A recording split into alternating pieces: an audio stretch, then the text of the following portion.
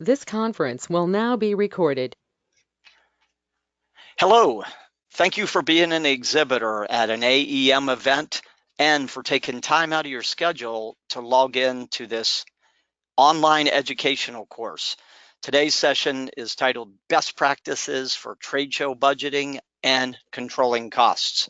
My name is Jefferson Davis. I am a trade show productivity expert who has worked with AEM over the years, and I look forward to sharing ideas to help you get control of your trade show dollar. We all know that trade shows are a big investment of both human and financial capital. And budgeting wisely and controlling our costs are critical to executing both an affordable, efficient, and a profitable exhibit. I'm going to walk you through today a 4-step process to help you budget and manage your exhibiting costs. And we're going to give you free access to a downloadable tool that you can use to track your dollar. So the first step in the budgeting process is to take a look at your annual trade show spend and benchmark it to see how you're doing relative to the average. You'll see on the screen the Center for Exhibition Industry Research Report. And one of the things I wanted to point out in this report is that the average B2B company today is spending about 41% of their budget on trade shows. So your first step is to benchmark where your dollar's going. So how much are you currently spending on shows? Step 2, when you're budgeting for an individual show, you want to use the budgeting rule of thumb, which is to take your floor space cost and multiply it by 3 to 5 times. So here's an example. If your floor space cost is $3,500 and you're using the times 3 as a starting point, then your total show budget would be $10,500. If you're going to use the times 5 budgeting rule, your total budget would be $17,500. I recommend that you lean toward the times 5 rule of thumb when you're in a big show. There's a lot of competitors at the show, and the convention city that you're exhibiting in is one of the more expensive tier 1 convention cities. So step 2 is use the trade show budgeting rule of thumb for an individual show. Step 3, now you should take your total budget and break it down into the major spend areas. And I'm going to reference another Center for Exhibition Industry research report on how the dollar is spent. So you'll see on the screen that it really goes into 9 major areas, starting with the exhibit space, your exhibit, transportation. This is the movement of your exhibit and your properties to and from the city. Show services, travel and entertainment, which are staffing expenses. And sometimes these don't really show up under the exhibit manager's budget, and yet they are a cost that you're incurring because of the show. So I think you should track those. Whether it comes under your budget or not, that's another question that you can decide internally. Then you have advertising and promotion, lead gathering, fulfillment, and exhibit staff training. These are the 9 major expense areas. So you should be tracking your spend by these areas. There are 4 areas within the spend here that will make the biggest difference in the ultimate results that you get from your program. And I recommend budgeting more in these areas. Number 1 is on your exhibit design. There's a lot of competition at trade shows, and your exhibit has to grab attention. It's got to quickly communicate who you are, what you do, and give the visitor a reason to want to stop and engage. So investing more in creating an attention-grabbing exhibit that communicates effectively and offers a interactive learning experience in the booth is a really smart play of extra dollars. The second area is in advertising and promoting your exhibit. The old saying, build it and they will come, just does not hold true for trade shows. The competition for attendees' time is fierce, and you've really got to make sure that you are marketing before you get to the show and at the show to get the attention and get the right people to your booth. Number three is in your booth staff. Trade shows are about face and next. And only your staff can manage the face-to-face component of your exhibit program. So this is an area investing into exhibit staff training will help you put your best people forward on the show floor. And the fourth area is in your lead qualification, collection, and follow-up. If you're not writing orders on the show floor and you ever hope to get a return on investment, the real product of a trade show is leads. And we have another online session, deeper dive on the whole lead management process. So in step three, these are the four areas that will make the biggest difference in your results.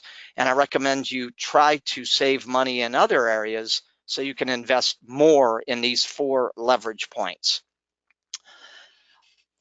To make this easier for you, we have put together an exhibit cost control tool. You'll see an image of it on the screen right now. It's completely pre-built and it's free. If you go to tradeshowturnaround.com and use the coupon code AEM, you can download this tool for free. It will help you track your spend by major area. It has a budget and an actual. It has tips for reducing costs in all the major areas. And like the pie chart on the previous slide, it will automatically build a pie chart for you, showing you at a glance where your dollar's doing. So be sure to grab and download this tool. Okay, so let's get into step four here, some areas to controlling costs and saving money by your major spend area. So starting with your exhibit, the trend today is lightweight, easy to set up, and easy to tear down exhibits. As you know, drayage is by carton weight, so you're going to want to make sure your exhibit property is as light as it can possibly be. For many of you, if you're looking at buying a new exhibit, there is a flood of really nice used exhibits out there where companies may have spent $100,000, $250,000 on a booth, and you can pick these things up for really, really low. So before you go look at a new, take a look at what's on the market. Number three is renting. Sometimes it makes sense to rent versus own. There's a lot of back end and hidden costs around owning an exhibit that you may or may not be paying attention to. And finally, when you get within the exhibit, take a look at your properties in terms of your furnishing and everything, and see if you can save money by buying versus renting furniture and additional properties. Okay, second area will be in graphics. Graphic costs can go up very quickly if you're not paying careful attention. So be strategic in your design. You don't want to be creating completely new graphics for every show. So you'll want 10 to 20% show specific message and be able to reuse the remaining graphics. Freelance designers and stock photos today. There's a ton of stock photos out there. The acquisition fees are sometimes free, usually inexpensive. You could also price out your graphics to local advertising or sign shops versus using the exhibit house. And when you get into the physical materials of your graphics, the options will impact your cost. Sometimes we feel like we need to go super high gloss on a graphic panel when the only person who might even notice that we did that is you. And so you might be able to get away with matte graphic panels versus high gloss. And another option that's emerging, although the acquisition cost will be higher, the long-term cost of ownership will be less, and that would be switching to digital signage, whether it's LED walls or flat panels. And so you've got a lot of options with graphics here to save money. Show services, the most important thing here is read the exhibit service kit very carefully. Pay attention to those deadlines and make sure to meet those deadlines. On average, by missing a deadline, it will drive up your cost by 30%. Second, be sure to order stuff in advance. It's those on-site orders that cost more. As you look around at the different services, you can bring your own carpet. Today, I see a lot of exhibitors using snap together panels instead of buying carpet. Bring your own plants, whether they're live or plastic type plants. It's hard to tell the difference nowadays. Bring in your own supplies, as long as you're in compliance with the show regulations like electrical tape, surge suppressors, cleaning supplies, trash cans.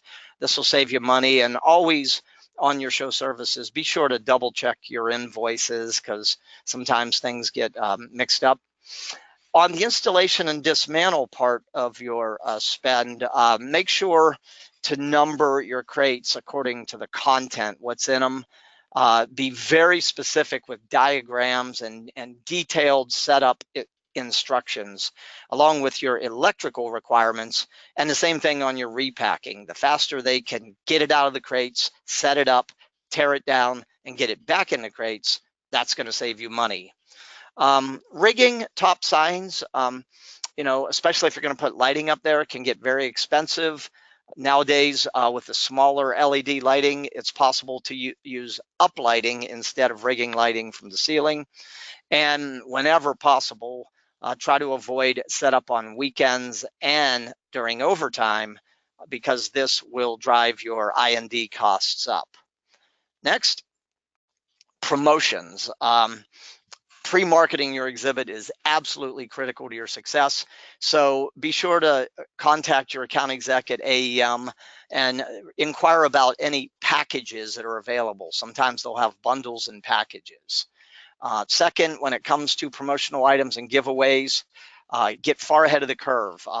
Order those in advance to avoid both rush fees and increasing your shipping costs.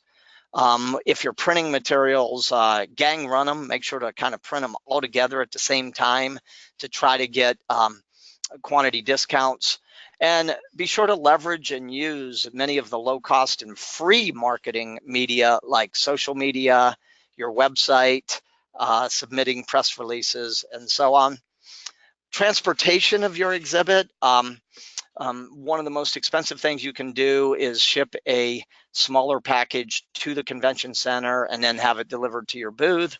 So we recommend shipping your lightweight packages and materials to the hotel versus the convention center. For some of you with really big equipment that is expensive to ship and drayage and move, today with technology, the ability to use scale models and integrated AV can help you transition. Take a look at the components in your booth. We see a lot of companies today that are using their crates. They're being repurposed as furnishing, like desks and tables in the booth. If you are exhibiting, in the same city or region, storing your properties in that city or region can save you some money. If you're doing multiple shows, using the same freight carrier and negotiating volume discounts with your carrier will save you some money. And another option for smaller exhibitors, if you don't have enough stuff to fill a trailer, consider maybe sharing it with another local exhibitor. So take a look on the website for exhibiting companies that are in your city or state and reach out to them. Maybe you can work together and save some money. Staffing and travel, probably one of the biggest mistakes we see is bringing way too many people to the show. By the time you consider air, hotel, ground transportation, and meals, you're probably talking a couple $1,000s per person to get them there and back. So, just bring enough people. When staffing your booth, remember the staffing rule of thumb is 50 square feet per exhibit staffer. So don't overstaff your booth. Another thing you can do to save on travel and lodging costs is rent temporary local staff. Now, obviously, I wouldn't be everybody in your booth, but having people that can play a meet, greet, qualify, and handoff role, you can usually get temporary staff for in the $300 a day range. which would be a big savings over flying staff into the show. And as a final point, reward frugality to get your staffers to spend less, and offer some form of a rebate for those who stay under their per diem budget. Next, be sure to audit your invoices, as we mentioned earlier. Sometimes the early bird discounts might be accidentally overlooked. Sometimes the multipliers that are used by rate per hour for electrical or straight versus overtime rates, or even the incorrect square footage of your booth can change the ultimate cost. And we'll watch for charges for supplies that you may have brought yourself. We've given you a lot here, but this is only a beginning. I would like to encourage everybody watching to, for more ideas, go to exhibitoronline.net. You'll see they have a lot of articles up there, and they are broken down by topical area. Okay, so I want to throw a bonus tip in here, because another area where I see the costs get driven up is we bring way too much stuff to the show. You have to remember that the attendees are at information overload when they're at a show, and sometimes less is more. So if you have multiple products, multiple solutions, you might not need to bring them all. The hierarchy in terms of what I would bring and feature always start with new. New is the number one reason attendees hit the exhibit hall, and new is a magnet. So if you have anything new, bring it and feature it, because not only will it draw more traffic, but by bringing less products, it'll save you money. Next, analyze your market and think about what's trending, what's buzzing, what's topical, what are the top of the mind issues, needs, or problems they're having, and bring solutions that really speak to and address top of the mind issues. And then last but not least, if you're like the average company, you probably get 80% of your revenue from 20% of your products. So you're always going to want to reinforce your market position on your bread and butter products. Okay, so don't bring too much stuff, and think about the hierarchy here. So let's wrap this up and get you to work on developing your plan to save money and manage your costs. Step number one was to benchmark your annual exhibit spend. Step number two, use the trade show budgeting rule of thumb, floor space times 3 to 5.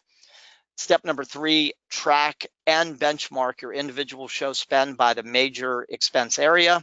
Be sure to go download the free cost control tool that we showed you. Step number four, look at each individual area of the spend and come up with 3 or 4 specific things that you can do to save money. And our bonus step, bring less stuff. So hopefully you got some great ideas from this quick session. Be sure to tune in to our other sessions online, and we hope this helps you manage your dollar and save money. So thanks for logging in. We'll see you on our next session.